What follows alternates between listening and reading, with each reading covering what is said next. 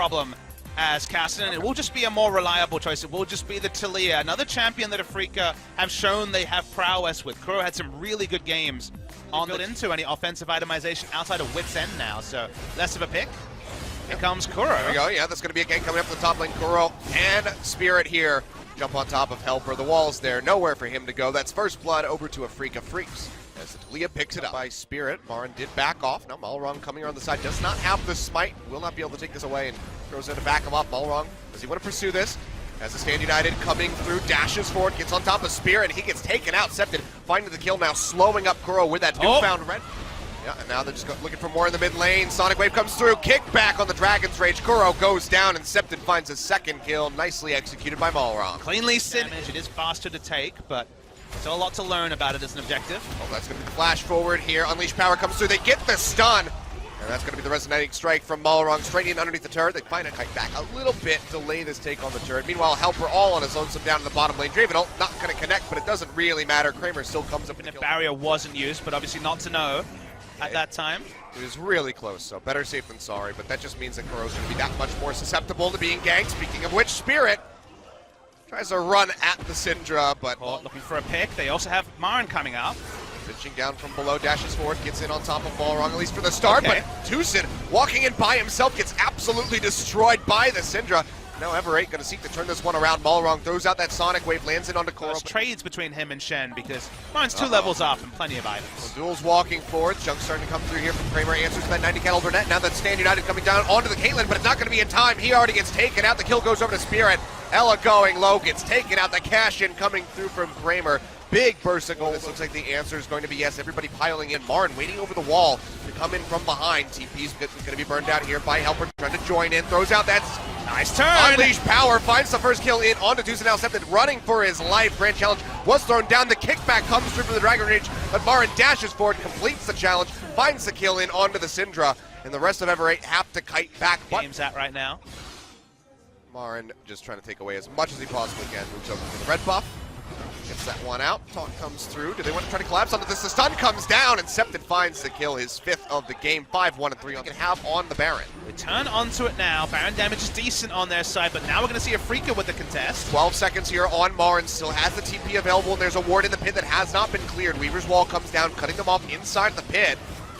Cepted gonna have to do some nice gatekeeping. The hook going wide. Baron goes low. Malrang able to finish this one off, and now Spirit walking forward, but has to kite out of there as best as he can, but he does not get anything. Goes down in the exchange, and Cepted finds another kill. Now MaRin coming in from the sideline. Will dash forward, getting locked down immediately. Gets a riposte off, but still can't mitigate enough. He gets taken out as Malrang finds the kill. 2 dead on the side of Afreeca Freecs. And I mean, they'll disengage. So many fed damage dealers. Speaking of fed damage dealers, the wall. That's going to be the Unleashed Power yet again from Cepted. Just rippable spot. Still one miraculous team fight from the side of Afreeca Freecs. Could turn the tide of this, but now MaRin getting caught is just going to put a cork in that one. He goes down. Malrang finding the kill. Says, you know what, Cepted, you got to share these. Fights in this game at all. Here we go. Weaver's Wall thrown down here by Kuro. A bit blind, but actually just cut Cepted off from the fight. The rest of the team collapsing in from the top. Malrang goes down, gets the kick in straight onto Kuro, into the face of Cepted, and he takes him out. Dark Passage will yank Spirit out to safety, but now with Kuro taken down, all of that poke damage that Afreeca need to rely on around this Baron is gone. They'll go ahead and start this one up. Now let's see if Olaf goes for another express engage, because this Baron's going down fast. I mean, look at the trap line thrown down here from Deul, just trying to keep them gated out. Tusin goes low, one more hit would have finished them off. Ace in the hole comes through, but Kramer there to body block for his support. 0-1-4, nothing to write home about. Malrang and Cepted. It's been about the duo. We talked about how clean they were, how their understanding was playing around the mid lane and forcing Kuro behind.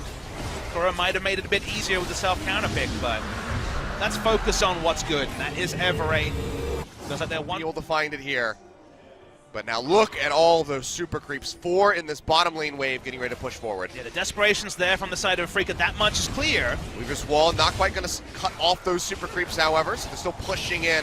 Getting ready to eat those turret shots. Q comes over from Cepted, jumps out Tusin. As they push in for the Cepted. finish, that's going to be the ultimate coming out. Unleash power in onto Kuro, chunks him down to about half HP, but can't follow up for much more because the Devour has to come down. Now MaRin and Spirit pushing forward, looking desperately for a kill onto the carriers, but they're cutting back into the back line so effectively. Now flashing forward as Deul finds the double kill, finally putting some kills on the board for himself. Will not finish with 0, but they will close out the game. 43 minutes just about from Everate, tripling the kills of Afreeca Freecs. And the curveballs in the draft for Afreeca Freecs did not pan out, and the curveball in the game was the level of play from Everate. They look significantly worse than, say, Jhin, for example. They're very comfortably qualified for LCK Summer. It was much more toiling for the side of Everate winners, but you can see the team looks pretty jazzed, and they have a lot to be proud of because their preparation and just the level of clean macro, inspired play between Cepted and Malrang.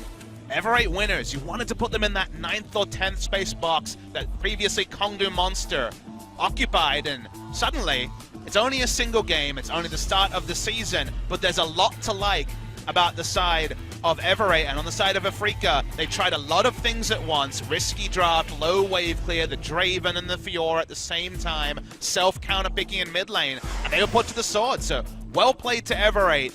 Not going to pass a judgment on either. We've got a lot of season ahead of us, but all you can do is commend Everate on how smartly they played.